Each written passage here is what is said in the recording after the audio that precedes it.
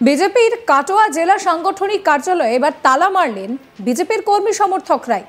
প্রকাশ্যে এলো বিজেপির গোষ্ঠীদ্বন্দ্বের ছবি। দলের জেলা সভাপতির বিরুদ্ধে আর্থিক দুর্নীতির অভিযোগ সহ মণ্ডল সভাপতির নির্বাচন পদ্ধতির বিরুদ্ধে ক্ষিপ্ত বিজেপি কর্মীরা জেলা সাংগঠনিক কার্যালয়ে তালা মেরে দিলেন। তবে পরবর্তীতে অবশ্য সাধারণ সম্পাদিকার অনুগামীরা তালা খুলেও দেয়। বিজেপির কর্মী সমর্থকদের অভিযোগ, কাটোয়া সাংগঠনিক জেলা সভাপতি গোপাল চট্টোপাধ্যায় 2024-এর লোকসভা নির্বাচনে প্রায় 30 লক্ষ টাকার আর্থিক দুর্নীতি করেছেন।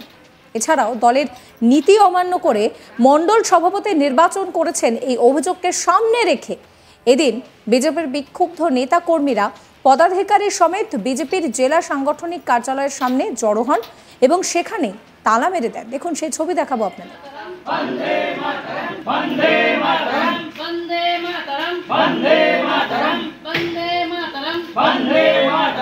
কাটোয়া সাংগঠনিক জেলা সভাপতি গোপাল চট্টোপাধ্যায় জেলা সভাপতির এই দুষ্কর্মের বিরুদ্ধে 1 নম্বর মণ্ডল লড়ছে। দেখুন কিভাবে তারা তালা মেরে দিচ্ছেন। তারা জানান যে 96 জন তাদের কর্মী সমর্থক, তারা সকলেই কিন্তু একই মত দিচ্ছেন। বিজেপি কর্মী সমর্থকদের অভিযোগ, বিজেপির কাটোয়া সাংগঠনিক জেলার জেনারেল সেক্রেটারি সীমা ভট্টাচার্য এবং জেলা সভাপতি একসঙ্গে নাকি দুর্নীতিতে যুক্ত রয়েছেন। ভারত মাতা কি জয়, ভারত মাতা কি জয়, ভারত মাতা কি।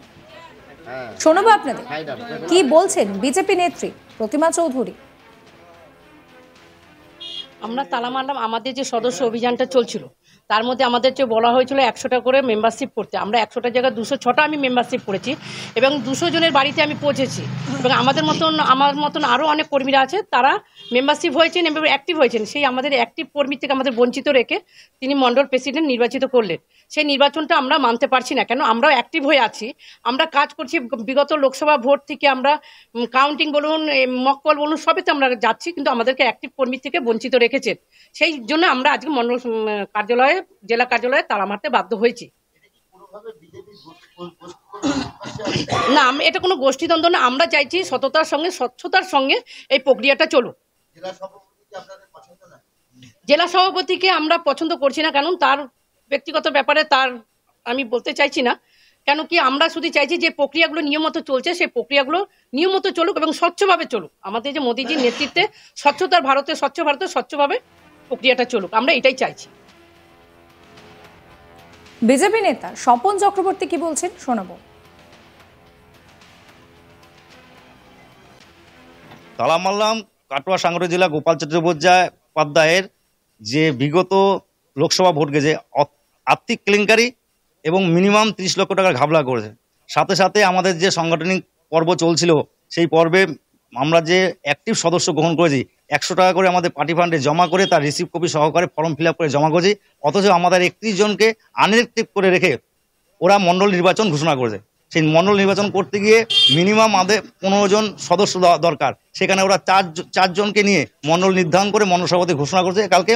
তার প্রতিবাদে এই সভাপতি এবং জেলার জিএস সীমা ভট্টাচার্যের অপসারণ চেয়ে আমরা তার প্রতিবাদে আজকে জেলা অফিসে তালা মেরেছি। যদি তাতে কোনো সুরা না হয়, আগামী দিন বৃহত্তর আন্দোলনে আমরা কাটোয়া 1 নম্বরের পক্ষ থেকে বৃহত্তর আন্দোলনে নামবো।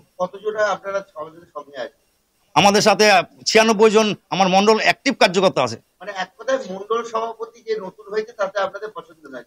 পছন্দ না, মানে নির্বাচন প্রক্রিয়াটাই, মানে পুরো সিস্টেমটা যেটা সিস্টেম, যে আমাদের 15 জন করে অ্যাক্টিভ, মানে 30 জন আমার যে বেনিয়ম করে মণ্ডল সভাপতিটাকে করা হয়েছে তাকে পছন্দ না। নতুন করে নির্বাচন প্রক্রিয়া এবং আমাদের অ্যাক্টিভ করে নির্বাচন প্রক্রিয়া করতে হবে, তবে আমরা মানে এই সুরা চাই। আমার নাম স্বপন চক্রবর্তী। যেহেতু গতকাল মণ্ডল প্রেসিডেন্ট লিস্ট বেরিয়েছে, সেই ক্ষেত্রে আমি এখন মণ্ডল মণ্ডল প্রাক্তন সভাপতি। পরবর্তীতে সাধারণ সম্পাদিকা সীমা ভট্টাচার্যের অনুগামীরা তালা খুলে নতুন মণ্ডল সভাপতিকে বরণ করেন এবং মিষ্টিমুখ করান। সাধারণ সম্পাদিকা সীমা ভট্টাচার্যের বক্তব্য, মুষ্টিমেয় কিছুজন দলকে কলুষিত করার চেষ্টা করছে, তার জন্যই এই ধরনের তালা দেওয়ার কাজ তারা করেছে। যারা অভিযোগ করছেন তারা দলের অ্যাক্টিভ সদস্যই নন।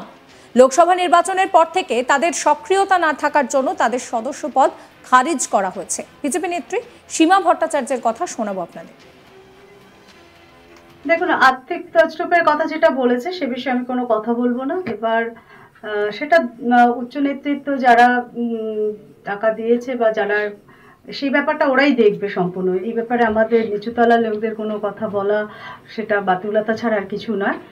আর যেটা বলছে যে রাতের অন্ধকারে করা হয়েছে, সেরকম কোনো ব্যাপার না। আমাদের রাজ্য থেকে এবং কেন্দ্র থেকেই ঘোষিত হয়েছে যে মণ্ডল সভাপতি ৪৫ বছরের নিচে করতে হবে।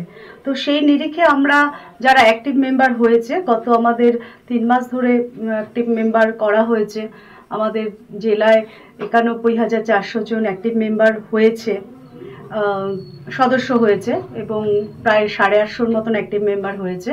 তো সেই জায়গায় দাঁড়িয়ে আমাদের এই কাটোয়া ১ নম্বর মণ্ডলে যারা অ্যাক্টিভ মেম্বার হয়েছিল তাদেরকেই ডাকা হয়েছে, তারাই ভোট দিয়েছে, নমিনেশন করা হয়েছে, তার মাধ্যমেই মণ্ডল সভাপতি নির্বাচিত হয়েছে।